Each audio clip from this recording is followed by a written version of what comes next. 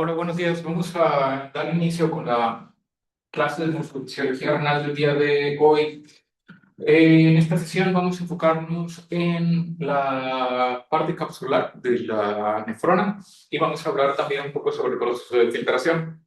Antes de empezar con los contenidos que corresponden al día de hoy, ¿hay alguna duda o pregunta sobre lo que vimos en la clase anterior? Muy bien, entonces vamos a... Ujú. Creo que había alguna duda. Entonces, hoy vamos a iniciar con la cápsula de Bowman. En la clase anterior vimos que la nefrona se dividía en dos porciones, que era una porción capsular y una porción tubular. En la porción tubular vamos a estar viéndola con muchísimo mayor detalle durante el transcurso de la semana 3. Ahorita nos vamos a enfocar sobre todo en lo que ocurre aquí a nivel de la cápsula de Bowman. Pero antes de continuar, hay otra estructura muy importante que tenemos que conocer y que va a tener relevancia durante el transcurso de la siguiente clase, sobre todo, que es una estructura o un grupo de células especializadas que se encuentran aquí en la parte final de la rama ascendente dorsal del gen. En la clase anterior vimos que la porción tubular se dividía en varias porciones, que era el túbulo contorneado proximal, el asa de Henle,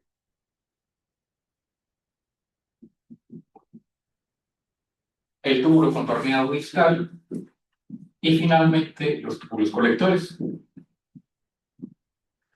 En general, la parte que separa el asa de Henle, que es esta estructura en forma de U, que tiene una porción delgada y una porción gruesa, se divide o se separa del túbulo contorneado distal, o la división anatómica de estas dos estructuras está dada por este cúmulo de células que se encuentran aquí en la parte superior, que se llaman o reciben el nombre de mácula densa. La mácula densa tiene varias funciones, pero una de las principales funciones que tiene esta porción de la nefrona es la de detectar cambios en las concentraciones del líquido tubular. Líquido tubular refiriéndonos a el líquido que se encuentra adentro de los túbulos renales, de lo cual vamos a ir hablando posteriormente con más detalle. Entonces, esta estructura, ahorita no vamos a hablar sobre cuál es su función, lo vamos a ir viendo durante el transcurso de las siguientes clases. Ahorita solamente tenemos que saber que esa estructura separa el asa de Henle del túbulo contorneado distal, y lo otro que tenemos que saber es que esa estructura está en estrecho contacto con el vaso sanguíneo que se encarga de llevar la sangre hacia la cápsula de Bowman, que en la clase anterior vimos que se llamaba arteriola. Arteriola aferente, que debe de distinguirse de la arteriola eferente, que es la arteria de salida. Esta es la arteriola eferente.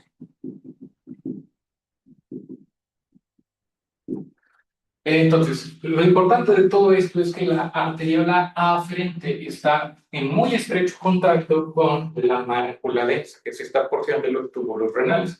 Y esto es importante porque la arteriola aferente tiene un grupo de células especializadas que se encuentran en el endotelio, o sea que son parte de la arteriola aferente, que se llaman células yuxtaglomerulares. O sea, aquí lo vamos a ver o dibujar con más detalle ahorita más adelante, pero este grupo de células recibe el nombre de células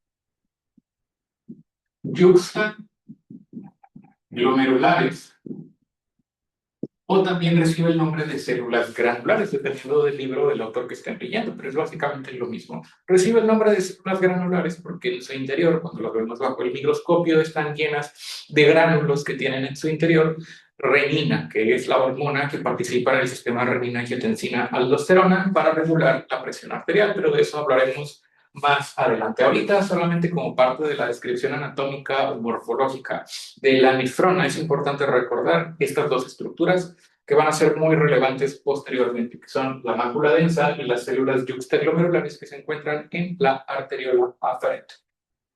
Ahora sí, pasando a la estructura de la cápsula de Bowman, vamos a definir cada una de las porciones de la cápsula Y vamos a hablar también sobre las diferentes funciones de todas las regiones y para entender cómo es que participa, o más bien cuál es la función específica de la cápsula de Bowman como parte de la nefrona. La cápsula de Bowman está formada, o más bien representa, la porción capsular de la nefrona. Esto quiere decir, aquí es donde va a llegar la sangre que viene de la arteriolar aferente. Para empezar, la cápsula de Bowman está formada por dos capas de tejido o de células. La primera capa es la capa parietal. La capa parietal está compuesta por un grupo de células o un epitelio plano simple. Epitelio plano simple, lo que quiere decir que son células aplanadas y solamente es una capa de células. Recordando que el epitelio lo clasificamos o lo caracterizamos de acuerdo a sus características morfológicas. Esto quiere decir, hay epitelio cúbico, epitelio cilíndrico, epitelio plano, y lo llamamos simple o estratificado dependiendo de la cantidad de capas que conformen dicho epitelio. Hay epitelio plano simple cuando solamente es una capa de células, y epitelio estratificado cuando son dos o más capas de células, que pueden ser del mismo tipo o de varios tipos. Entonces, ahorita nos vamos a enfocar en la cápsula de Bowman, ya después hablaremos del túbulo contorneado proximal, recordando que esta sería la parte que continúa a la cápsula de Bowman. La cápsula de Bowman se continúa con el túbulo contorneado proximal. Entonces, no vamos a hablar ahorita del túbulo contorneado proximal, aquí nada más lo dibujé de esta manera, porque el tipo de epitelio que encontramos en el túbulo contorneado proximal es un epitelio cúbico simple con microvellosidades, pero es cúbico, que lo diferencia de la cápsula de Bowman porque es plano. Lo otro que tenemos que tener en cuenta es que la cápsula de Bowman es el sitio a través del cual entra la sangre y donde va a ocurrir el proceso de filtración. Entonces, el vaso sanguíneo que entra a la cápsula de Bowman es justamente la arteriola aferente. La arteriola aferente se va a dividir en una serie de vasos sanguíneos muchísimo más pequeños que eventualmente a los que se les llama o reciben el nombre de glomérulo. El glomérulo, también conocido como penacho capilar o corpúsculo de Malpighi, es el sitio en el cual va a ocurrir el proceso de filtración, del cual vamos a hablar el día de hoy más adelante. Entonces, ahorita tenemos que saber pues, que la arteriola aferente es el vaso a través del cual llega la sangre hacia el interior de la cápsula de Bowman. Estos vasos sanguíneos, una vez que entran hacia la cápsula de Bowman, se empiezan a dividir en una serie de vasos muchísimo más pequeños. Esa división va a generar una especie de red de vasos sanguíneos muy pequeños. Y esa división tiene un propósito. La razón por la cual los vasos sanguíneos se dividen al entrar a la cápsula de Bowman es con la finalidad de incrementar la superficie de filtrado. Esto quiere decir la cantidad de líquido, o más bien y aumentar el espacio que está en contacto con la parte interna de la cápsula de Bowman, del cual vamos a hablar ahorita más adelante, que se llama espacio de Bowman.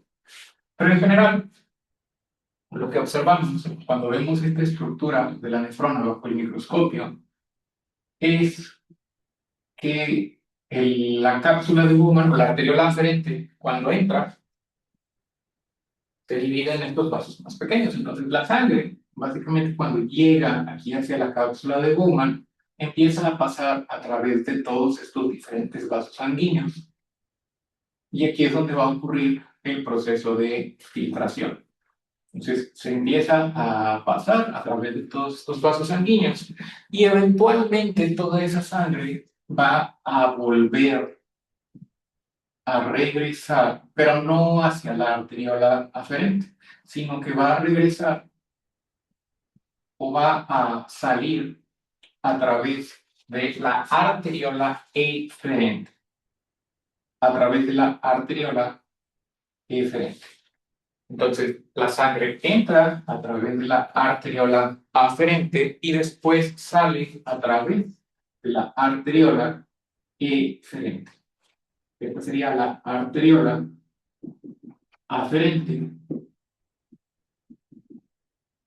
Y la que está acá abajo sería la arteriola eferente.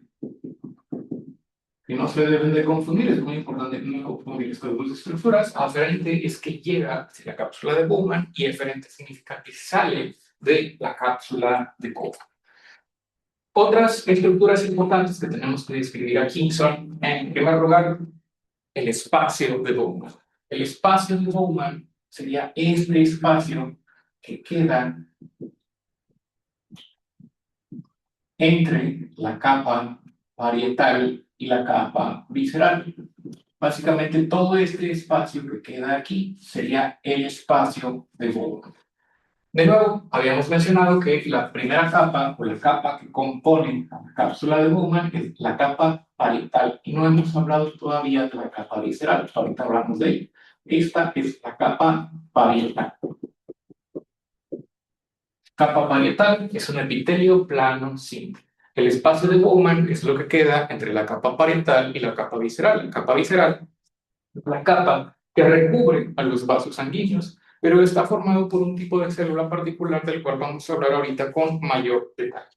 Entonces, ahorita las estructuras que tenemos que conocer son la arteriola aferente y la arteriola eferente, la capa parietal y el espacio de Bowman.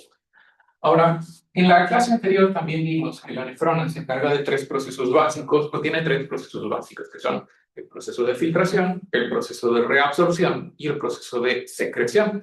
La filtración es un proceso exclusivo de la cápsula de Bowman, mientras que la reabsorción y la secreción ocurren de manera exclusiva en la porción tubular de la nefrona. Entonces, como el día de hoy no vamos a hablar sobre los túbulos renales, no vamos a hablar sobre todo lo que ocurre aquí, nos vamos a enfocar en lo que ocurre en la cápsula de Bowman, que es el proceso de filtración. En la clase anterior también habíamos discutido que la palabra filtración significa separar. Esto quiere decir separar aquellos componentes de la sangre que yo necesito mantener dentro de mi cuerpo de aquellos componentes de los cuales me quiero deshacer. Y aquí entran algunos productos de desecho, como por ejemplo la creatinina, la urea, el ácido úrico, la bilirrubina y muchos de los metabolitos de algunos medicamentos que se consumen por alguna de las vías, vía oral, intravenosa, o sea. Pero para poder separar estos componentes, utiliza una membrana como las que utilizamos nosotros en la vida real, por ejemplo. Utilizamos membranas para separar algunos componentes, que pueden ser algunos componentes de algún líquido. Podríamos suponer, por ejemplo, que el filtro que utilizamos para preparar algunas bebidas como té o como café, esos filtros cumplen con una función similar al de la membrana de filtración, que es separar los componentes de alguna cosa o comida o planta para obtener simplemente la parte líquida o el agua que absorbió algunos de los componentes de ese café, hierba, té o lo que sea. Entonces, aquí es algo similar. La membrana de filtración funciona como una barrera que va a separar las cosas que yo quiero mantener dentro de mi sangre de aquellas cosas de las cuales me quiero deshacer. Entonces, esta membrana de filtración, de la cual vamos a hablar a continuación, está compuesta por tres capas. La membrana de filtración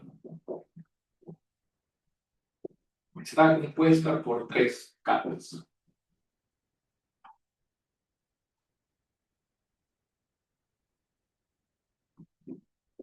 La membrana de filtración está compuesta por tres capas. Las tres capas que componen la barrera de filtración incluyen, en primer lugar, el endotelio fenestral. El endotelio fenestral. Esto quiere decir que es una capa de células que tienen pequeños espacios a los cuales les llamamos fenestraciones, que son básicamente poros, huecos hoyos a través de los cuales van a pasar algunos componentes de la sangre, pero va a evitar el paso de otras cosas. Entonces, el endotelio fenestrado. ¿Qué es el endotelio fenestrado? Ustedes saben, lo han visto probablemente en otras materias, que los vasos sanguíneos de nuestro cuerpo están compuestos por un tipo de células que se llaman células endoteliales. Las células endoteliales básicamente son células aplanadas de una sola capa. Es un epitelio plano, simple también. Las células endoteliales representan la barrera o la pared de los vasos sanguíneos. En este caso, en las células endoteliales que se encuentran en el interior de la cápsula de Bowman, o sea, las que componen el glomérulo, existen estos pequeños espacios o fenestraciones, de nuevo de ahí el nombre de endotelio fenestrado, por lo que quiere decir que la pared del vaso sanguíneo no es completamente uniforme, sino que tiene estos pequeños hoyuelos, poros o agujeros a través de los cuales pueden pasar algunas biomoléculas o sustancias para permitir el paso hacia el otro lado del endotelio. Entonces, esa es la primera parte de la barrera de filtración, el endotelio fenestral. Una característica de estas fenestraciones es que tienen un tamaño aproximado. Esto quiere decir el espacio que queda en esta región es de aproximadamente 90 nanómetros de diámetro. Aproximadamente mide 90 nanómetros. El espacio que queda o el diámetro aproximado de dichas fenestraciones. ¿Qué importancia tiene ese espacio o ese tamaño en particular? La importancia del endotelio fenestrado es que esta parte de la membrana de filtración va a detener el paso de todas aquellas células componentes de la sangre que tengan un tamaño mayor a ese diámetro, a 90 nanómetros. Entonces, por ejemplo, podemos pensar en los componentes de la sangre. Nuestra sangre está formada por una porción celular, a lo que le llamamos hematócrito o hematocrito, y una porción líquida, que es el plasma. La porción celular, o sea, el hematócrito, está compuesto por los glóbulos rojos, eritrocitos, glóbulos blancos, los leucocitos y las plaquetas que participan en el proceso de transportar el oxígeno, de defendernos de agentes externos a nuestro cuerpo, el sistema inmune, y finalmente del proceso de la coagulación, en el caso de las plaquetas. Esas células o esa porción de la sangre, el hematócrito, está formado por los componentes más grandes de la sangre, que en este caso son componentes celulares. Por poner un ejemplo, los eritrocitos son células redondeadas o ovaladas que tienen un diámetro aproximado. El eritrocito promedio tiene un diámetro de aproximadamente 120 nanómetros. 100 a 120 nanómetros aproximadamente. Esto quiere decir que los eritrocitos, cuando llegan hacia la primera parte de esta membrana de filtración, no pueden atravesar el endotelio fenestrado. ¿Por qué? Porque son demasiado grandes para poder pasar a través de esas fenestraciones. Entonces, como el eritrocito no puede pasar, como el eritrocito que llegó a través de la arteriola aferente como parte de la sangre que está entrando hacia el interior de la cápsula de Bowman o hacia el glomérulo, el eritrocito solamente entra a través de la arteriola aferente y eventualmente sale a través de la arteriola eferente. ¿Por qué? Porque el eritrocito no puede pasar en condiciones normales el endotelio fenestrado. Entonces, esto es lo que explica por qué en condiciones normales, en un paciente sano que no tiene ninguna enfermedad, no hay sangre en la orina o no hay eritrocitos en la orina. Esto quiere decir, la orina no sale de color rojo, porque los eritrocitos no pueden pasar a través de estas fenestraciones. Entonces, siempre y cuando se mantenga la integridad de esta parte de la barrera de filtración, no debería de haber eritrocitos o sangre en la orina, porque todos los eritrocitos se mantienen adentro del vaso sanguíneo y eventualmente regresan a la circulación a través de la arteriola eferente. Entonces, ¿cuál es la función del endotelio fenestrado? Tiene un tamaño de aproximadamente 90 nanómetros y este detiene el paso de células como los eritrocitos, también de leucocitos, y básicamente de toda la porción celular de la sangre, que es el hematocrito. Entonces, la razón por la cual no debería de haber eritrocitos, leucocitos o plaquetas en la sangre es justamente por la preservación de este endotelio fenestrado.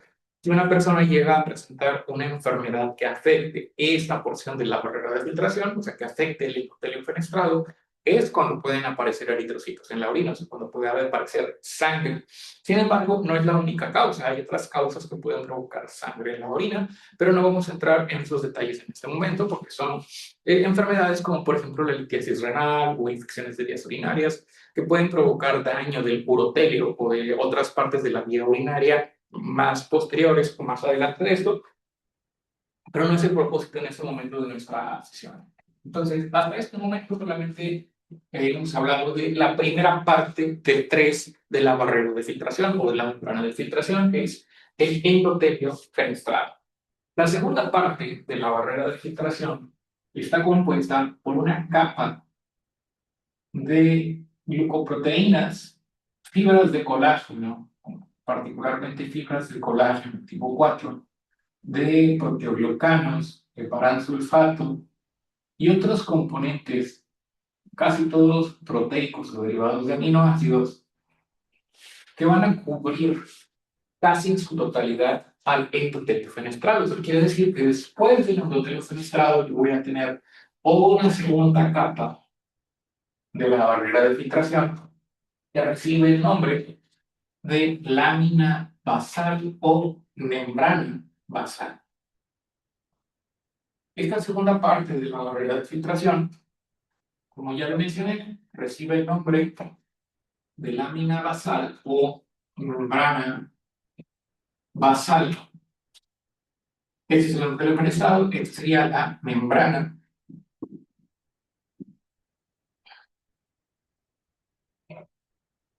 La membrana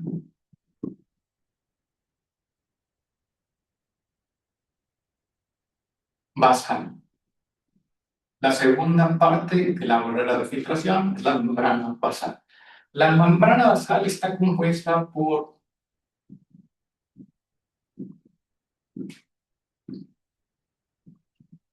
proteoglucanos,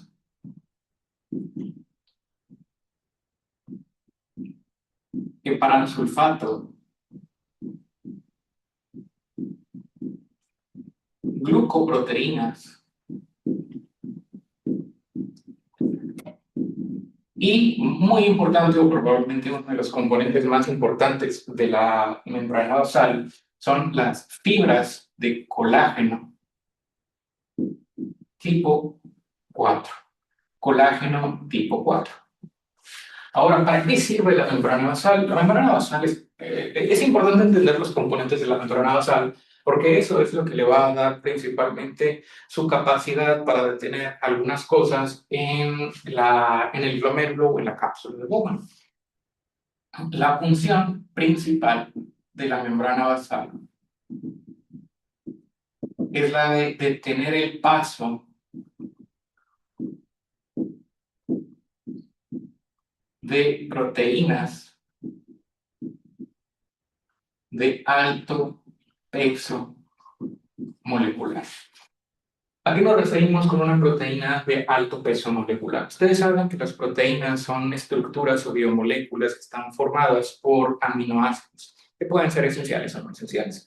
Los aminoácidos se pueden unir por enlaces peptídicos y estas proteínas pueden estar formadas por una cantidad variable de aminoácidos. Por ejemplo, hay proteínas muy chiquitas que a lo mejor están formadas por 2 o 3 aminoácidos y otras proteínas más grandes que están formadas por una cantidad enorme de aminoácidos, que puede ser a lo mejor 15, 20, 30, 40, 100 aminoácidos, 150 aminoácidos, 200 aminoácidos o más. Entonces, dependiendo de la cantidad de aminoácidos que tenga una proteína, pues obviamente va a pesar más. A mayor cantidad de aminoácidos, mayor es el peso molecular de una proteína. Entre menor sea la cantidad de aminoácidos, menor va a ser el peso molecular de dicha proteína. Entonces, tenemos proteínas de todo tipo en nuestra sangre. Tenemos proteínas muy pesadas y tenemos proteínas muy chiquitas. Y proteínas que están entre esos dos. Proteínas que son pues más o menos como de peso mediano o de tamaño mediano. Ahora, las características de la membrana basal le confieren principalmente una carga negativa.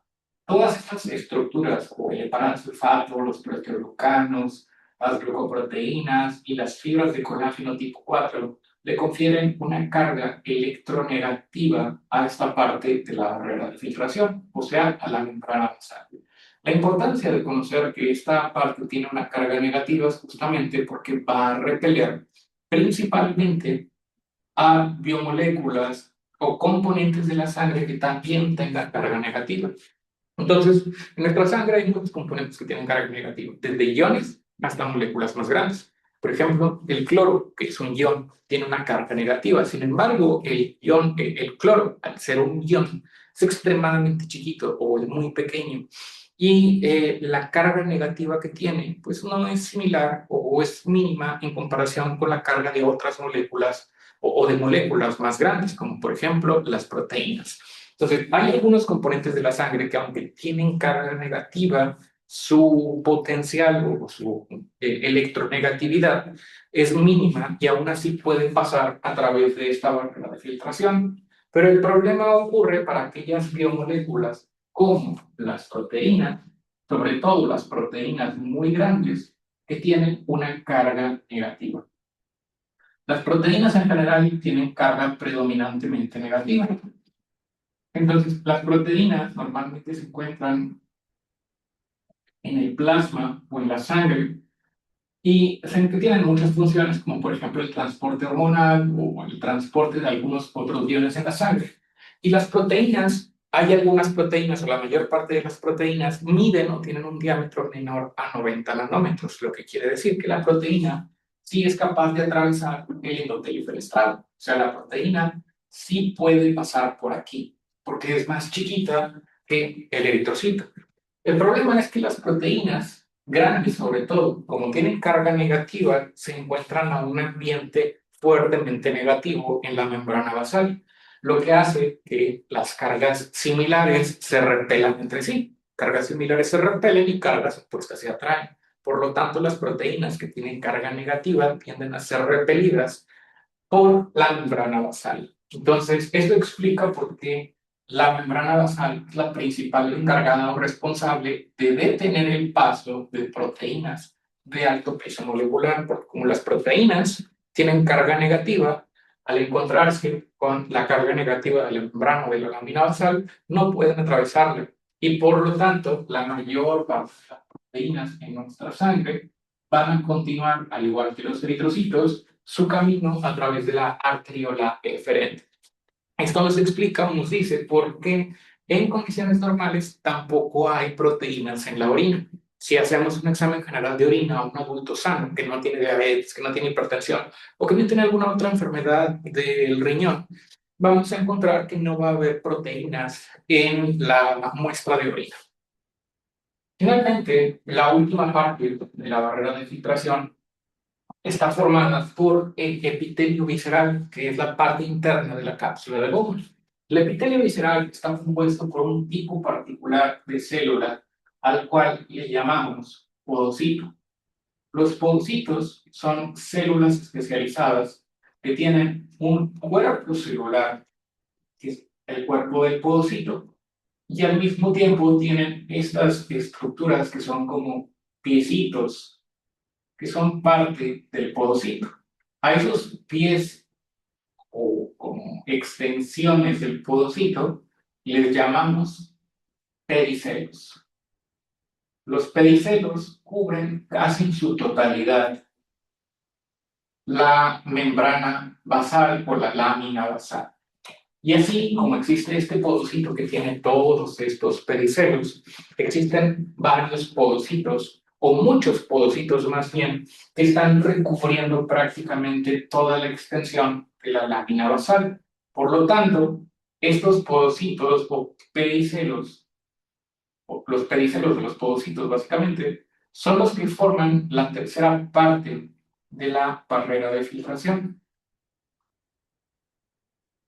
Ahora, digo casi en su totalidad porque queda este pequeño espacio entre los pies del podocito que no está completamente cubierto. Ese pequeño espacio a su vez está formado por, o más bien está ocupado por unas proteínas que forman una estructura que se llama membrana de la hendidura. La membrana de la hendidura es una pequeña membrana que está formada principalmente por dos proteínas, aunque en general son más proteínas las que forman la membrana de la hendidura, pero las principales proteínas son la podocina y la nefrina. Entonces queda este pequeño espacio virtual que tiene un diámetro o un tamaño aproximado menor de 8 nanómetros. Quiere decir que cualquier cosa que mida más de 8 nanómetros no va a ser capaz de atravesar por una membrana de la hendidura y por lo tanto no va a ser capaz de llegar hasta el espacio de Bowman.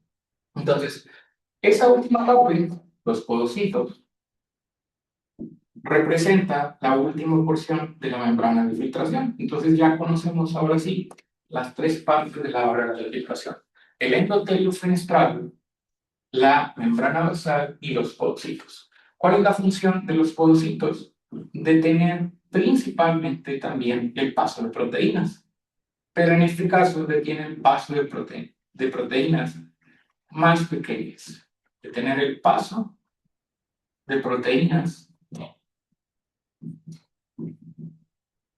de bajo peso molecular. Esto quiere decir que hay proteínas muy chiquitas que sí logran atravesar la barrera de filtración porque no están compuestas de tantos aminoácidos, no tienen una cadena de aminoácidos más pequeña, no tienen tanta electronegatividad en su estructura y por lo tanto logran pasar a través de la lámina basal. Pero para eso existe la membrana de la membrana de la hendidura y los podocitos, porque aquellas pequeñas proteínas que sí lograron atravesar la lámina basal, que son una cantidad muy chiquita, pero ahí existen, esas proteínas son repelidas posteriormente por la membrana de la hendidura. Entonces, como no pueden pasar, pues su único destino es regresar hacia la sangre y eventualmente salir a través de la arteriola eferente. Entonces, la función de la membrana basal es la de tener proteínas de alto peso molecular, mientras que la función de los porocitos es la de tener proteínas de mediano y bajo peso molecular. Y esto es lo que forma la membrana de filtración, que es el componente de la cápsula de Bowman que se encarga de detener algunos componentes o moléculas fundamentales de nuestra sangre, de los cuales yo no me quiero deshacer. Ya dijimos que el propósito de la filtración es detener o separar nuestra sangre de aquellos componentes que yo quiero conservar. Por ejemplo, yo no quiero eliminar eritrocitos de mi sangre, porque los eritrocitos son muy importantes para el transporte de oxígeno. No quiero que se eliminen leucocitos, plaquetas, y tampoco quiero que se eliminen proteínas de mi cuerpo, porque todos esos son biomoléculas o células que cumplen con funciones muy importantes en mi cuerpo, por lo tanto yo no las quiero eliminar. Por eso es que la membrana de filtración, a través de estas barreras, se encarga de mantener esos componentes en el interior de mi sangre. ¿Hasta aquí alguna duda o pregunta? Muy bien, entonces vamos a continuar. Ahora, aún a pesar de esta estructura de la membrana de filtración, de que detiene algunos de los componentes más importantes de la sangre, hay algunos componentes que sí logran atravesar la barrera, de los cuales yo no me quiero deshacer. Por poner algunos ejemplos, podemos hablar del plasma principalmente, que es la porción líquida de la sangre. El plasma, que es la porción líquida, está compuesto, por ejemplo, por moléculas, obviamente, de agua. Estas moléculas de agua son microscópicas o son demasiado pequeñas las moléculas de agua y por lo tanto esas moléculas de agua son capaces de atravesar las tres capas de la barrera de filtración. Entonces el agua sí puede pasar a través de las 3 capas de la barrera de filtración, sin ningún problema. ¿Qué otras cosas pueden atravesar la barrera de filtración? En general, iones y moléculas, como por ejemplo la glucosa. La glucosa atraviesa sin ningún problema la barrera de filtración y prácticamente todos los iones de mi sangre, o sea, el sodio, el potasio, el cloro, el calcio, el magnesio, el fósforo, el bicarbonato, atraviesan sin ningún problema la barrera de filtración. Al mismo tiempo, todos los productos de desecho, de los cuales ya hablamos antes también, como son muy pequeños, atraviesan sin problema la barrera de filtración.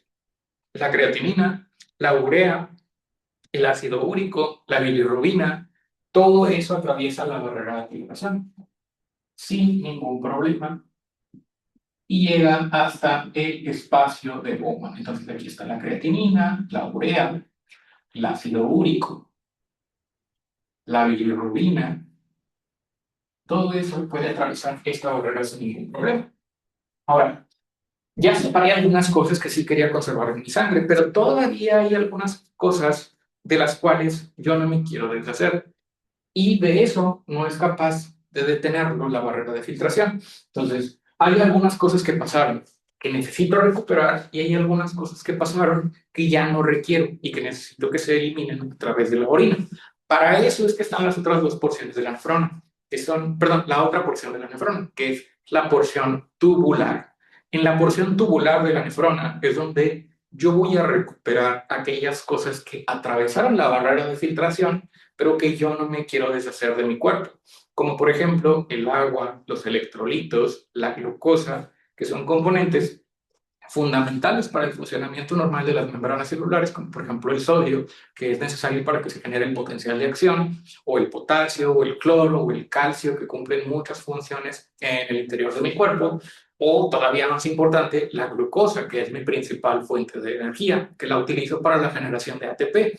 Entonces, yo no tengo manera de detener la glucosa al momento de que pase a través de la barrera de filtración. La glucosa pasa sin ningún problema, pero no quiero eliminarla. Y para eso es que existe la otra porción de la nefrona, que es la porción tubular.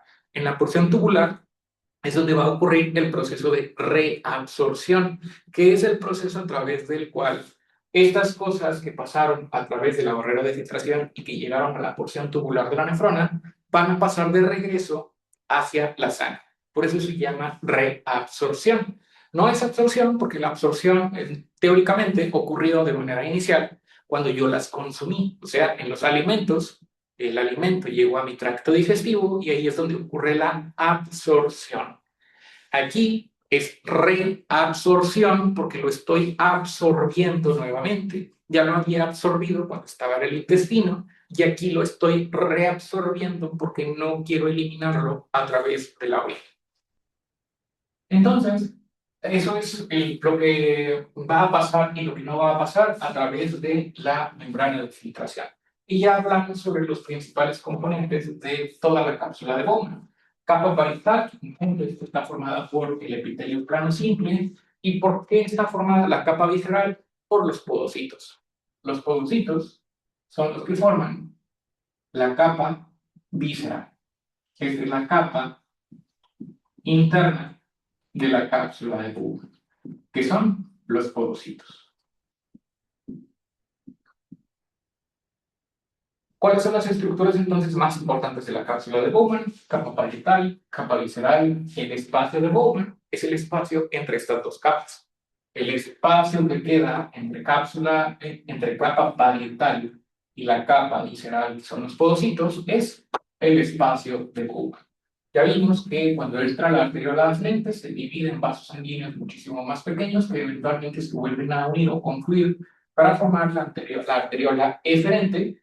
Y finalmente ya vimos todas las partes estructurales de la membrana de filtración.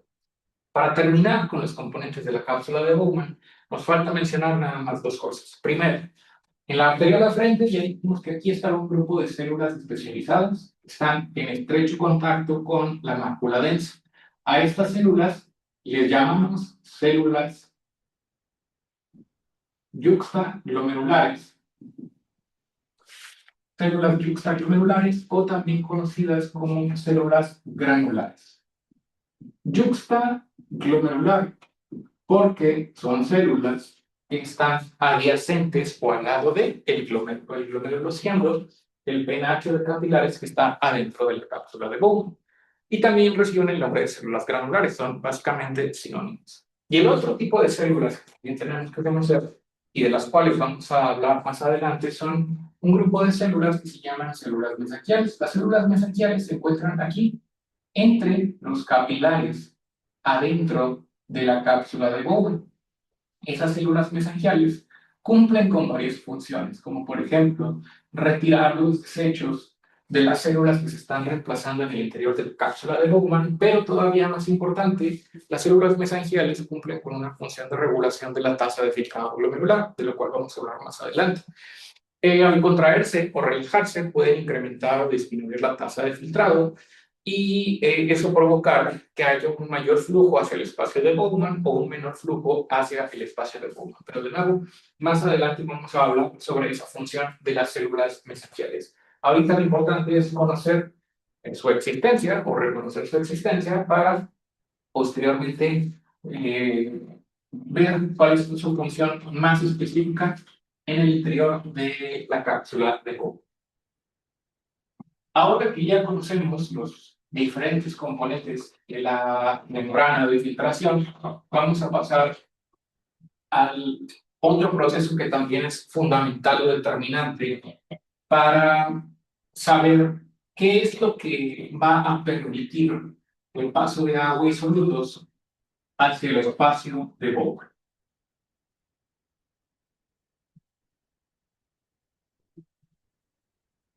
La membrana de filtración es un componente fundamental, algo que va a determinar en buena medida qué pasa y qué no pasa hacia el espacio de Bowman. Pero hay otros factores que también juegan un papel muy importante en este proceso.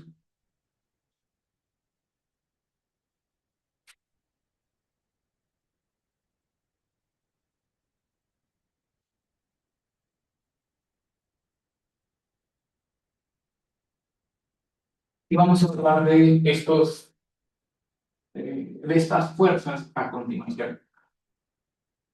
Este es el mismo dibujo, nada más que lo estoy simplificando, porque vamos a hablar de cuáles son las fuerzas que determinan el paso de agua y solutos hacia el espacio de Bowman.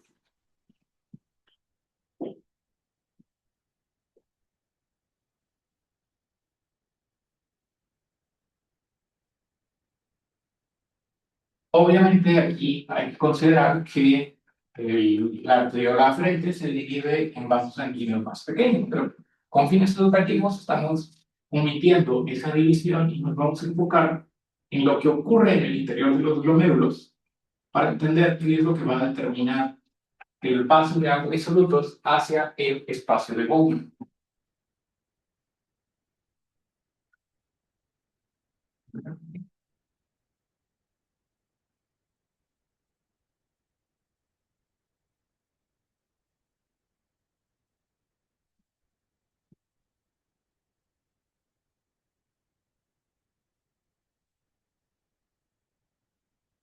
Al igual que ocurre en otras partes del cuerpo, en el interior de los capilares sanguíneos existen unas fuerzas que van a determinar qué tanta agua y componentes del plasma salen hacia el exterior. Esto no es algo exclusivo de la cápsula de Bowman o del glomérulo renal, esto también ocurre en otras partes del cuerpo. Pero aquí vamos a referirnos específicamente a lo que sucede en el interior de la cápsula de Bowman. Hay una serie de fuerzas que están interactuando en todo momento en el interior del glomérulo o de la cápsula de Bowman, a las que se le llaman o llamamos fuerzas de Starling.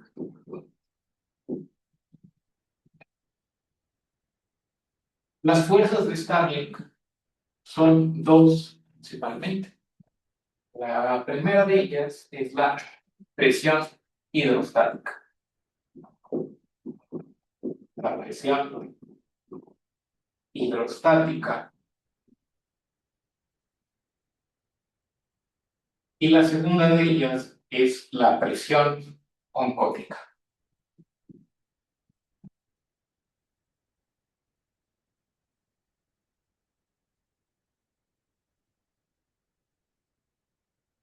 Primero, es importante entender a qué nos referimos o qué significan estos dos tipos de fuerzas. Primero, presión hidrostática. Hay que desglosar el término para poder entenderlo mejor. Presión se refiere a la fuerza que ejerce, en este caso, un líquido sobre una pared o sobre una estructura en particular. En este caso nos vamos a referir a paredes. Eso es presión, la fuerza que se ejerce sobre otra determinada componente, en este caso, de la membrana o la pared. Hidrostática se refiere a la presión que ejerce, la palabra hidro nos dice a qué nos estamos refiriendo, el agua. La presión hidrostática se refiere a la presión que ejerce el agua sobre una determinada pared, en este caso sobre las paredes del recipiente que la contiene. Entonces, cuando escuchamos el término presión hidrostática en general, no nada más en el ámbito de la salud o en el ámbito de la fisiología, nos estamos refiriendo a la presión que ejerce el agua dependiendo del recipiente que le está conteniendo. Entonces, si yo hablo, por ejemplo, de la presión hidrostática, me estoy refiriendo a una tubería, me estoy refiriendo a la presión que está ejerciendo el agua al pasar a través de dicha tubería. Entre mayor sea la cantidad de agua que pasa a través de dicha tubería, mayor es la presión. También podemos pensar en otro ejemplo que es un poquito más fácil de a lo mejor entender, que sería, por ejemplo, cuando yo inflo un globo de agua. El globo de agua nos sirve bastante bien como ejemplo porque tiene una característica similar con las paredes de nuestros vasos sanguíneos. Las paredes de nuestros vasos sanguíneos son elásticas. Esto quiere decir que tienen la capacidad de contraerse o relajarse o de expandirse, obviamente de manera limitada, pero son capaces de hacerlo. Conforme envejecemos, empiezan a calcificarse algunos de nuestros vasos sanguíneos y eso hace que se pierda un poco esta capacidad. Esa calcificación crea vasos sanguíneos más rígidos que tienen menor capacidad para expandirse o para estirarse. Y esa pérdida de capacidad o pérdida de elasticidad de los vasos sanguíneos conforme vamos envejeciendo es lo que explica parcialmente por qué las personas adultas, sobre todo adultos mayores, tienen mayor riesgo de desarrollar hipertensión arterial. La hipertensión arterial básicamente es un incremento en la presión de las arterias, que depende de dos cosas. Depende de la cantidad de agua presente en el interior de los vasos sanguíneos y, en segundo lugar, de qué tan rígida es la pared del vaso. Si la pared del vaso no es rígida, esto quiere decir si se puede extender o es elástica y por lo tanto se puede expandir, aunque se incremente la cantidad de agua en el interior del vaso, esa capacidad de expansión de la arteria hace que no incremente la presión. ¿Por qué? Porque al expandirse el vaso permite que transite esa mayor cantidad de agua y no aumenta necesariamente la presión arterial. Pero conforme envejecemos y se calcifican nuestras arterias, se pierde la elasticidad de nuestros vasos sanguíneos y nuestros vasos se vuelven más rígidos, por lo tanto se vuelven más susceptibles a cambios en la concentración de agua o sangre en el interior de nuestros vasos sanguíneos y por eso es más frecuente que un adulto mayor tenga hipertensión arterial en comparación con un joven o un niño que todavía tiene esa capacidad de elasticidad o sus vasos sanguíneos todavía son más elásticos. Obviamente hay causas secundarias de hipertensión arterial, causas que tienen que ver con trastornos endocrinos o trastornos renales o trastornos de otro tipo, pero hablando de la hipertensión esencial o primaria, eso es algo que juega un papel fundamental en su fisiopatología. Pero volviendo al tema de la presión hidrostática y el ejemplo del globo, cuando nosotros poníamos o queríamos inflar un globo con agua, lo que hacíamos era poner la boquilla del globo sobre la llave de agua y normalmente empezábamos a inflar, abríamos la llave y el agua fluía hacia el interior del globo. El agua empieza a llenar las paredes del globo, o empieza a llenar el globo, Y como las paredes del globo son elásticas, va a provocar que el globo se empiece a expandir. Entonces, entre mayor sea la cantidad de agua en el interior del globo, empieza a aumentar la presión en el interior de ese globo. Eso es presión hidrostática, es la presión que ejerce el agua sobre las paredes del recipiente que la contiene. Como el globo tiene paredes elásticas, es capaz de resistir una mayor presión o una mayor cantidad de agua, perdón, no una mayor presión. Pero eventualmente llega un punto en el cual las paredes del globo ya no se pueden expandir más porque tiene una capacidad limitada para expandirse. Y cuando llega a ese punto, cuando el globo ya no se puede expandir más y yo le sigo metiendo agua, el agua va a buscar una salida porque está ejerciendo ya una fuerza muy grande sobre las paredes, en este caso del globo. Entonces, ¿qué es lo que va a ocurrir? Que el globo se va a reventar en el intento del agua por querer salir o por querer atravesar las paredes del globo. Entonces, esto que es simplemente para entender cómo se comporta el agua o las moléculas del agua en el interior del glomérulo o en el interior de la cápsula de goma. Y eso es la presión hidrostática. Es el intento del plasma de salir o pasar a través de la membrana de filtración hacia el espacio de goma. Entonces, la presión hidrostática es la presión que ejerce el líquido en el interior del vaso sanguíneo y que está intentando salir o que está empujando, dicho de otra manera, hacia el espacio de Bowman el componente líquido de la sangre, o sea, el agua, los electrolitos, la glucosa y obviamente todos los productos de desecho. La presión hidrostática del capilar, o sea, la que se encuentra adentro del vaso sanguíneo, cuando la medimos, vamos a encontrar que se encuentra en un rango normal de entre 55 a 60 milímetros de mercurio. Recordando que la presión la medimos en milímetros de mercurio. Ahora, ya sabemos que hay algo de agua que pasa desde el capilar hacia el espacio de Bowman. El agua que está en el espacio de Bowman también está ejerciendo presión. También ejerce presión sobre la capa parietal y también ejerce presión sobre la capa visceral.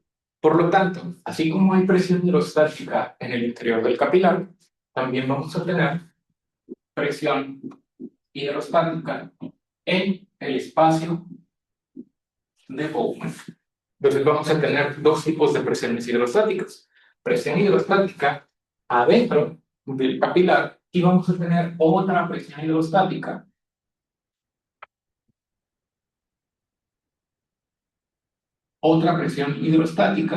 pero en el espacio de Bowman. Ahora, este tipo de presión es la presión que ejerce el agua sobre las paredes del recipiente que la contiene. En este caso, el recipiente es el espacio de Bowman. Entonces, la presión que está ejerciendo es sobre la capa parietal, pero también sobre la capa visceral. Y ya dijimos que la capa visceral son los podocitos, o dicho de otra manera, la membrana de filtración. Entonces, la presión hidrostática del espacio de Bowman es una fuerza que está empujando el agua hacia el interior del capilar. Es una fuerza que se opone a la filtración, porque está empujando el agua hacia la pared o hacia la capa visceral de la cápsula de Bowman. La presión hidrostática del espacio de Bowman normalmente se desplaza entre un valor de 10 a 15 milímetros de mercurio.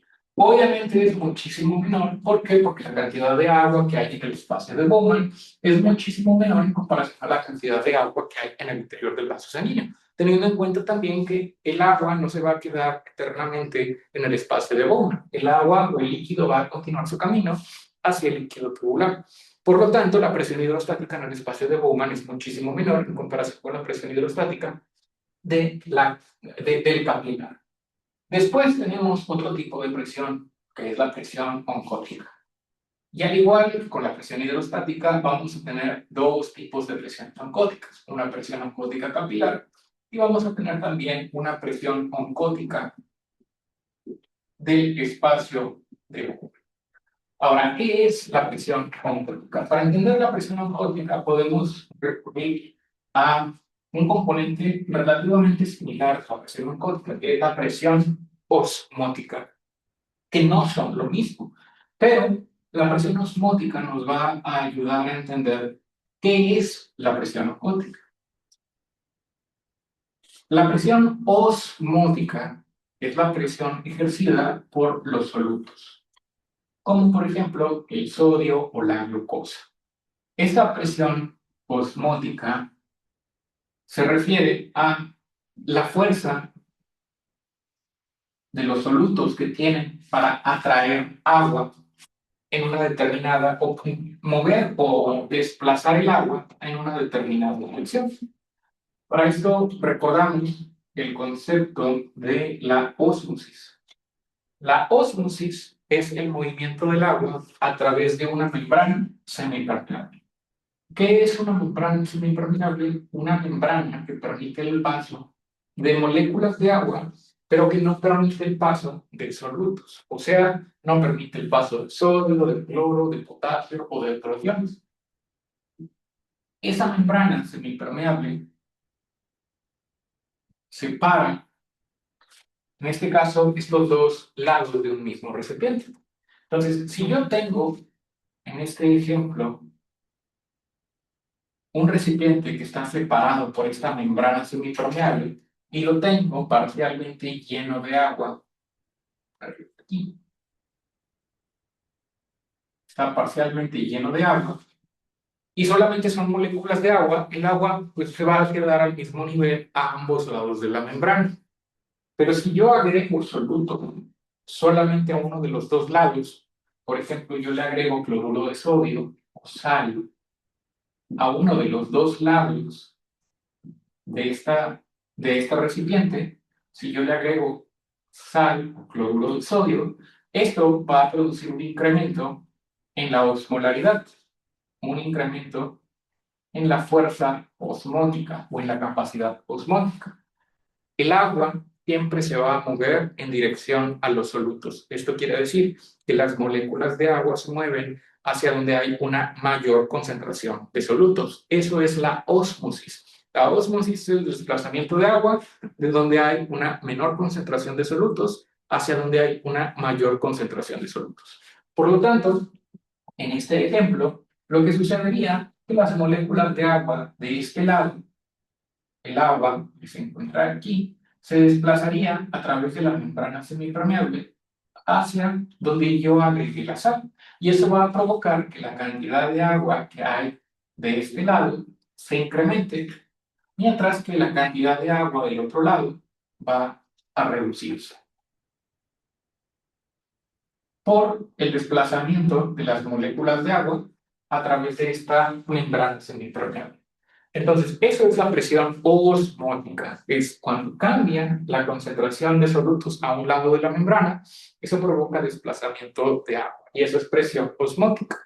Ahora, la presión oncótica es algo bastante similar, nada más que en este caso es la fuerza que tienen las proteínas. Si la presión osmótica es la fuerza que tienen los solutos, como el sodio, para jalar o atraer agua, la presión oncótica es la fuerza que tienen las proteínas para atraer o jalar el agua.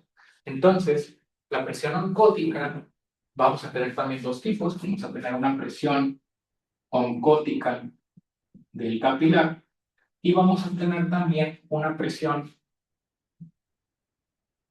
oncótica del capilar y vamos a tener una presión oncótica en el espacio de Bowman.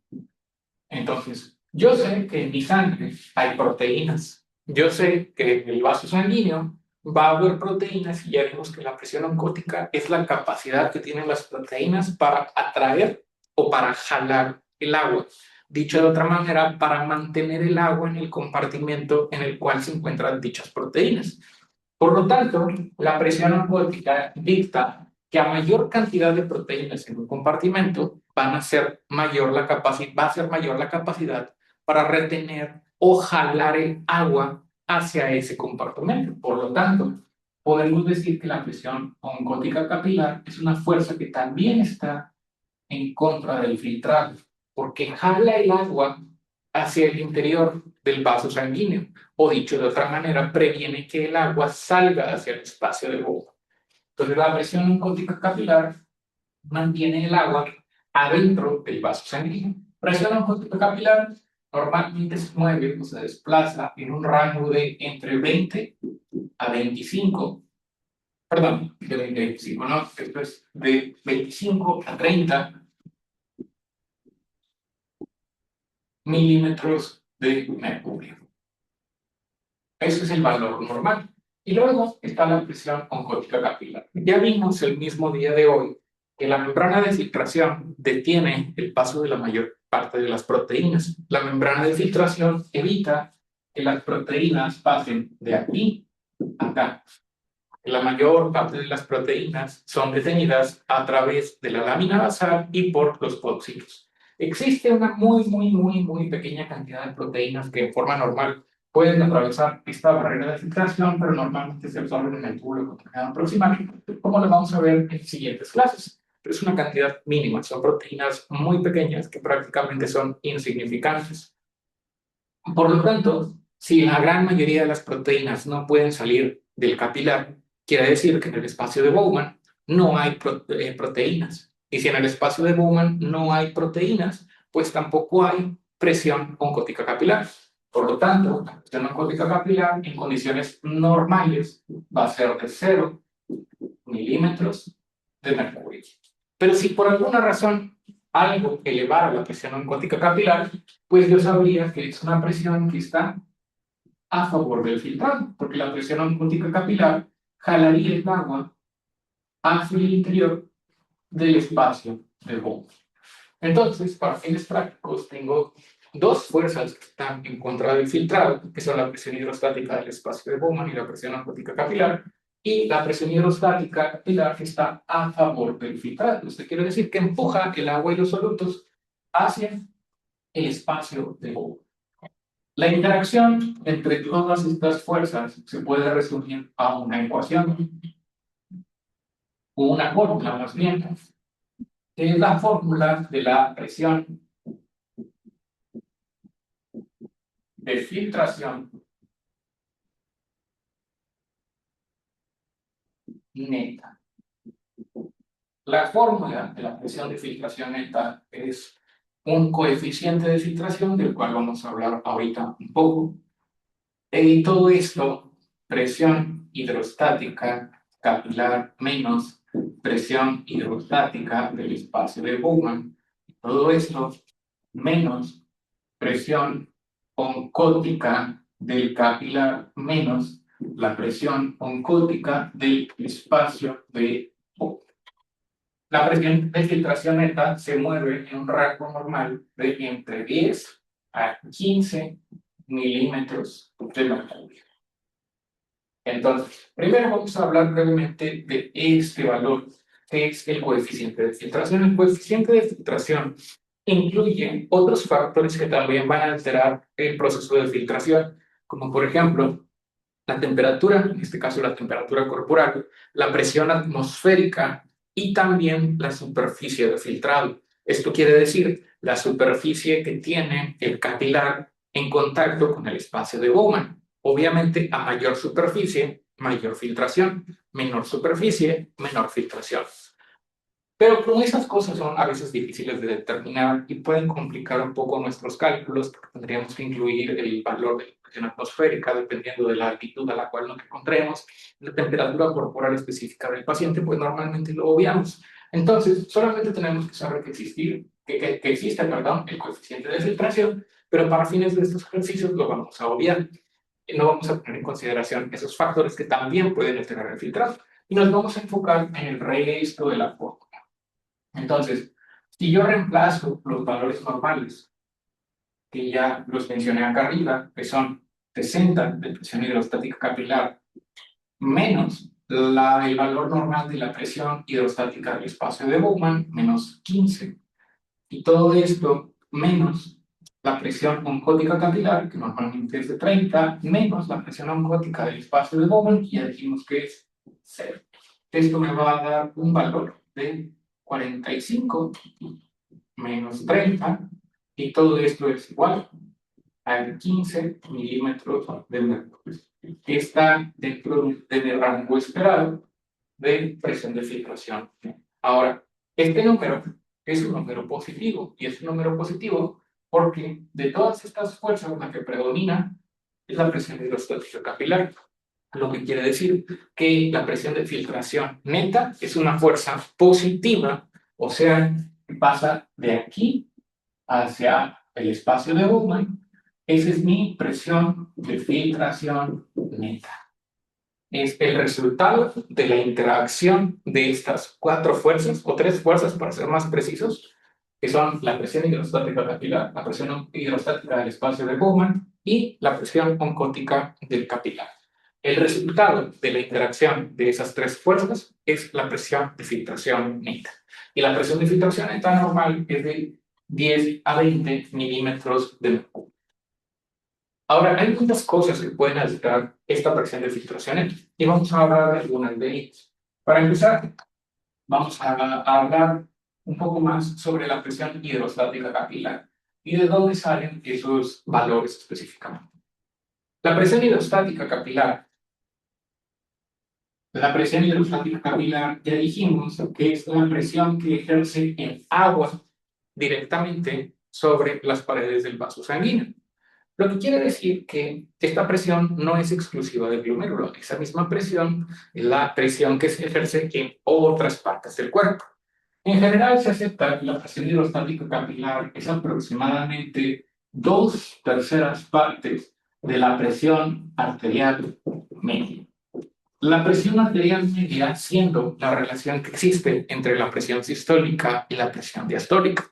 La presión sistólica normal, ya saben ustedes, que es de 120 milímetros de mercurio, y la presión diastólica normal es de 80 milímetros de mercurio. Entonces, lo que hace la presión media es realizar, no un promedio, porque no es un promedio, sino un valor estimado que relaciona la presión sistólica con la presión diastólica. No tienen que saberlo, pero la presión arterial media la podemos calcular de distintas formas. La PAM la podemos calcular, por ejemplo, a través de una fórmula que es sístole menos diástole entre 3 más la diástole. Esto quiere decir que si yo quisiera calcular la presión arterial media de una persona que tiene 120/80 de presión arterial, pues yo tendría que reemplazar estos valores. Por ejemplo, podría ser 120/80, la presión arterial media sería 120 menos 80, porque es sístole menos diástole, presión sistólica menos presión diastólica. Todo esto entre 3 más diástole, o sea, más la presión diastólica, que es 80. 120 menos 80 son 40, y 40 entre 3 son 13.3333. Entonces, el resultado en este caso sería 13.333 más 80, lo cual me da un resultado de 93 milímetros de mercurio. Y ya dijimos previamente que si yo tengo 120/80 de presión, mi presión arterial media son 93 milímetros de mercurio. Por lo tanto, acabo de mencionar que la presión hidrostática capilar equivale aproximadamente a 2/3 partes de la presión arterial media. ¿Cuántos son 2/3 partes de 93? 2/3 partes de 93 son 62 milímetros de mercurio, que es básicamente el valor normal de la presión hidrostática capilar. Ahora, ¿por qué es importante todo esto? Porque esto nos va a permitir entender cuál es la relación que existe entre el incremento o disminución de la presión arterial y las alteraciones en el proceso de filtración. Por ejemplo, si una persona llega a la sala de urgencias severamente deshidratada, si una persona llega porque está sangrando, por ejemplo, A lo mejor tiene algún trastorno del tracto digestivo en el cual está ocasionando que tenga vómito con sangre o que tenga evacuaciones con sangre, está perdiendo líquido y probablemente va a llegar severamente deshidratado. Entonces, como llega muy deshidratado, como está sangrando por alguna parte de su cuerpo, pues la presión arterial va a bajar. Entonces, supongamos que llega a urgencias no con una presión normal, sino que llega a urgencias con una presión muchísimo más baja de lo normal. Entonces, a lo mejor me dicen a mí que llega a urgencias con una presión arterial de 96 sobre 60 milímetros de mercurio. Entonces, como llega con 96 sobre 60 milímetros de mercurio, pues lo primero es calcular la presión arterial media. Entonces, presión arterial media ya vimos que es sístole menos diástole entre 3. Entonces, sístole menos diástole sería igual a 96 menos 60. 96 menos 60 entre 3 más 60, que es la diástole. 96 menos 60 son 36. 36 entre 3 son 12. 12 más 60, esto es igual a la presión arterial media. De esa presión arterial serían 72 milímetros de mercurio. Ahora, 2/3 de esos 72 milímetros de mercurio tendría que hacer la división. 72 entre 3 serían 2 y sobra 1, 3, 24. Y 4, 12 y me sobra 1. Tienen como 24 punto algo probablemente de milímetros de mercurio, eso es un tercio. Sería como 24.03. 24.3 es un tercio, así que 2/3 es igual a 48.6. 48.6. Entonces, en este escenario, con una presión arterial de 96 sobre 60, la presión arterial media de 96 sobre 60 son 72. Y 2/3 de 72 es igual a 48.6 milímetros de mercurio. Entonces, volviendo al ejemplo hipotético de esta persona, si una persona llega a urgencias con un sangrado importante y llega hipotenso, con la presión arterial baja, yo sé que primero su presión arterial media va a estar baja, va a estar en 72. En segundo lugar, la presión arterial media también va a reflejar su presión hidrostática capilar. Su presión hidrostática capilar va a estar baja. Ahora, si yo más o menos sé que la presión hidrostática capilar va a estar baja, pues más o menos podría calcular qué es lo que va a pasar con su presión de filtración. Entonces, asumiendo que la presión hidrostática del espacio de Bowman y la presión osmótica capilar son similares, lo único que va a cambiar es la presión hidrostática capilar, que aquí quedó en 48.6. Ahora, 48.6 menos 15 nos va a dar como resultado 33.6, y todo esto menos 30, porque los otros valores no los cambiamos, y esto nos va a dar como resultado una presión de filtración neta de 3.6 milímetros de mercurio. ¿Qué quiere decir? Primero, yo puedo identificar que la presión de filtración neta está muy por debajo del rango normal, que es de 10 a 15 milímetros de mercurio. Pero en la persona, hablando ya propiamente de ese paciente que acaba de llegar a urgencias con ese sangrado muy abundante, ¿qué significa que haya reducido su presión de filtración neta? Lo que significa es que la cantidad de líquido que está pasando desde el interior del capilar hacia el espacio de Bowman se redujo. ¿Por qué? Porque la presión es muchísimo menor. O sea, sigue siendo una presión positiva. Si hay algo de líquido y de solutos que están pasando desde el capilar hacia el espacio de Bowman, pero es muchísimo menos de lo normal. Por lo tanto, el filtrado glomerular o el filtrado que está ocurriendo en las nefronas de ese paciente se redujo, lo cual me va a hacer suponer que la función renal de ese paciente está alterada. Ahora, Visiblemente en el paciente, pues yo voy a ver que el paciente probablemente está deshidratado, que está taquicárdico, que tiene la presión baja, obviamente, pero otra característica que yo puedo predecir en este paciente es que va a orinar menos de lo normal. ¿Por qué? Porque la orina finalmente es el resultado de los procesos de filtración, reabsorción y secreción que ocurrieron en las nefronas. Y si se redujo la cantidad de líquido que está pasando desde el capilar hacia el espacio de Bowman, pues eso se traduce en una menor cantidad, primero, de líquido tubular, pero también o eventualmente una menor cantidad de orina. Por lo tanto, la reducción en la presión de filtración neta se va a traducir en que esa persona que en este momento llegó muy hipotensa por el sangrado va a presentar un menor volumen urinario o va a orinar menos de lo normal, justamente porque se redujo la presión de filtración neta. Otro ejemplo que también podríamos mencionar para entender cómo la alteración de estas fuerzas va a alterar el filtrado es el que ocurre en una persona que tiene una obstrucción de la vía urinaria.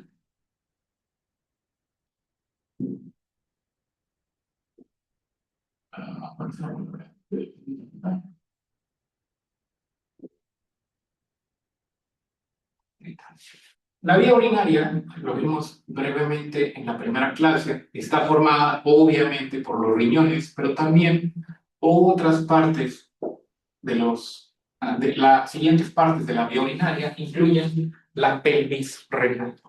Entonces, tenemos dos riñones, pero aquí nos vamos a referir solamente a uno de ellos. Entonces, ¿qué es lo que sucede cuando una persona tiene, por ejemplo, una piedra en el riñón o una piedra, un hito, que está obstruyendo parcial o totalmente el flujo de la orina? Cuando esto sucede, cuando hay algo que está provocando una obstrucción, pues ya lo hemos mencionado que más o menos va a haber acumulación de orina en el uretero primero, después en la pelvis y finalmente esa acumulación de orina va a ocurrir también en los cálices mayores, en los cálices menores y eventualmente en la porción tubular de la nefrona. ¿Por qué? Porque el líquido ya no puede salir, el líquido se queda atorado. Entonces, si el líquido se queda atorado en los túbulos renales, incrementa la presión hidrostática. Incrementa la presión hidrostática y eso se va a traducir de manera retrógrada hacia, primero, digo, considerando que esto es la nefrona o en la cápsula de Bowman, y luego el túbulo contorneado proximal, el asa de Henle, el túbulo contorneado distal y finalmente el túbulo colector.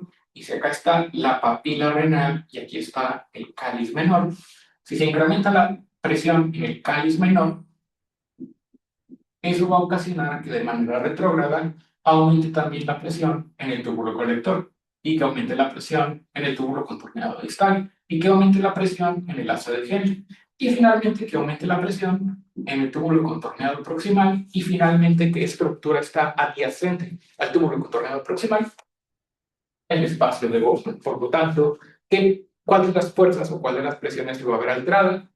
Esto específicamente la presión hidrostática del espacio de Bowman. Entonces, ¿qué pasaría, por ejemplo, si se altera esa presión?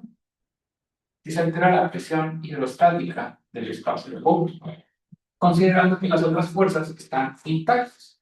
Si se incrementa la presión hidrostática, perdón, asumiendo que el paciente tiene una presión hidrostática capilar normal de 60, pero con un incremento anormal de la presión hidrostática del espacio de Bowman, vamos a ver que en lugar de que esté en 15, esté en 25, por esa obstrucción por parte del hito renal. Entonces, en este caso, la presión oncótica se mantiene porque las proteínas no cambiaron. Entonces, en este caso, la presión de filtración neta sería 60 menos 25. Eso nos da un total de 35 menos 30. Y esto produciría una presión de filtración neta de 5 milímetros de mercurio. De nuevo, trasladando esa información que yo acabo de obtener de mi conocimiento de la presión de filtración neta, ¿qué es lo que le va a pasar a este paciente o qué es lo que le va a pasar a esta persona? Que mientras se mantenga la obstrucción, mientras se mantenga el hito, va a haber una alteración en su presión de filtración neta. Por lo tanto, la cantidad de líquido que está pasando del capilar hacia el espacio de Bowman se redujo de manera significativa, o sea, hay una alteración del filtrado glomerular. Y por lo tanto, mientras se mantenga la obstrucción, los riñones del paciente están filtrando menos sangre. ¿Por qué es importante eso? Porque el riñón es el encargado de eliminar los productos de desecho. Entonces, si no está pasando líquido de aquí para acá, ¿qué está pasando con los productos de desecho del paciente? Productos de desecho como la creatinina, la urea o el ácido úrico que se están acumulando en la sangre, porque no se están filtrando, no están pasando desde el capilar hacia el espacio de Bowman y por lo tanto tampoco se están eliminando a través de la orina. Entonces, esto representa una emergencia urológica. Eso quiere decir que yo necesito que ese paciente quitarle la obstrucción lo más rápido posible, porque entre más días o entre más tiempo pase con esa obstrucción completa, el paciente va a empezar a presentar acumulación de todos estos productos de desecho que eventualmente van a producir problemas, específicamente síntomas de un síndrome que se llama síndrome urémico, que va a producir en primer lugar malestar general, náusea, vómito, intolerancia a la vía oral, deshidratación y eventualmente va a llevar a que el paciente presente alteraciones del estado mental, somnolencia, estupor, eventualmente coma, y eso puede llegar a provocar también crisis convulsivas y o la muerte del paciente. Entonces, algo que puede ser relativamente simple, una obstrucción, puede provocar muchas complicaciones. En este caso, en este caso, obviamente, estamos hablando de una obstrucción unilateral, o sea que solamente se trata de uno de los dos riñones.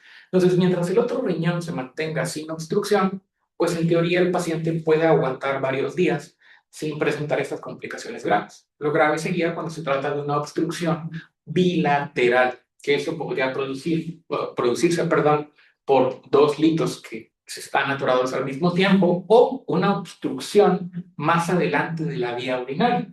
Recordando que la vía urinaria confluye en la vejiga, porque la vejiga es la que recibe los dos ureteros y de la vejiga sale la uretra. Y un ejemplo de cómo podría ocurrir una obstrucción bilateral, la hiperplasia prostática. La hiperplasia prostática puede llegar a provocar la obstrucción de la uretra. Y si la uretra está obstruida, la orina se acumula en la vejiga y se va a acumular de manera bilateral, o sea, va a producir este efecto sobre el riñón del lado izquierdo y sobre el riñón del lado derecho. Y esa obstrucción bilateral pues, puede provocar problemas más graves y más rápido en comparación con la obstrucción unilateral. Hasta este momento, ¿alguna duda o pregunta? Muy bien. Entonces, el día de hoy vamos a quedarnos aquí para, no, igual vamos bien, no hace falta que vayamos tan rápido. Hasta este momento, de hecho ya me pasé un poco, esto eran más bien contenidos de semana 2, pero el quiz número 1 ya está disponible, tienen hasta el domingo para contestarlo, nada más que no se les olvide, está ahí en Canvas disponible y tienen, de nuevo va a estar abierto hasta el domingo para que lo contesten. Si no me equivoco, no me acuerdo si son 5 o 10 preguntas, pero contéstenlo. Son sobre los temas de generalidades, de fisiología renal, de anatomía macroscópica y anatomía microscópica. La siguiente semana, el próximo martes, vamos a continuar con el proceso de filtrado, pero primero vamos a revisar mecanismos de regulación del filtrado glomerular, que es lo que vamos a ver el siguiente martes, y posteriormente vamos a ver cálculo o estimación de la tasa de filtrado glomerular, que es la forma en la cual evaluamos la función renal. Si no hay ninguna duda o pregunta, esta sesión va a ser subida más tarde, ya sea el día de hoy o más tarde el día de mañana. Si no hay ninguna otra duda o pregunta, los veo el siguiente martes. Muchas gracias, doctor. Gracias, doctor. Gracias, doctor. Gracias. Gracias.